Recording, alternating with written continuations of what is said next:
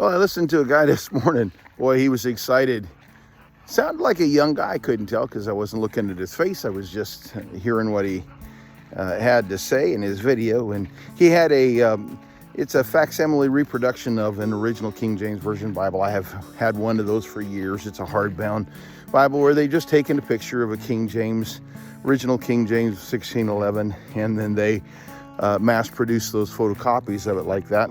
And so I've got one of those, and starts out for you King James only guys. I want you to know your King James Bible isn't an original King James Bible, because he wants to show us that this facsimile that he has of an original has the Apocrypha in it. So our King James is not an original King James because we don't have the Apocrypha in ours.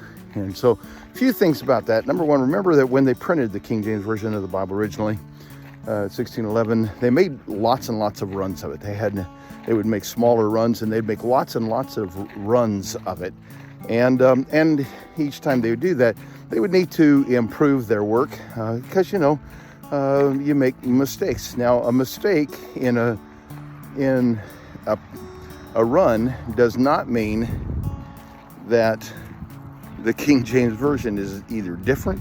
Just because there's one publication or one run of it has something that's different doesn't mean that that's the original and that's the right one. The one they're working off of, it's the text that makes the difference. It's the text that they're using that makes the difference. So some of those runs did include the Apocrypha. The Apocrypha was a popular set of books at the time. Apocrypha were books that the Catholics included in the Vulgate and all of that, and there were a set of books that are they're not scripture. They were never really accepted as scripture. But they do contain history, and they're not accepted as infallible or inspired or from God. But they do contain some history and some elements that people would find interesting and find useful, especially concerning the 400 years between the Old and New Testaments. And so people would be interested in that information. Some people were, some people weren't. And so some of the early runs of the King James Version did include the Apocrypha. Some of those early runs did not include the Apocrypha. That is no revelation. That makes no big difference about what the King James Version says or not. Over the years that I've been a Christian, I began with a Thompson Chain Reference Bible. I bought my wife for a wedding gift a Ryrie Study Bible. I've had a Schofield Study Bible. I've had a Pilgrim Study Bible, and I've had a Rock of Ages Study Bible, and I can't remember what other ones there have been.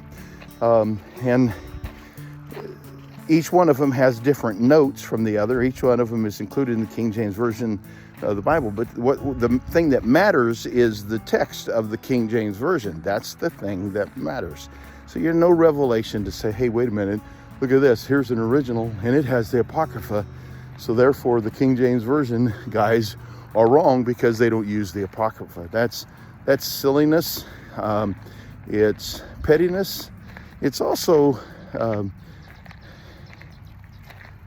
it's not paying attention to the facts.